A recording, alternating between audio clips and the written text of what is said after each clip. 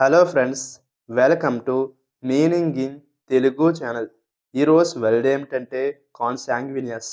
దీన్ని తెలుగులో రక్త సంబంధం కలిగిన అని అంటాం.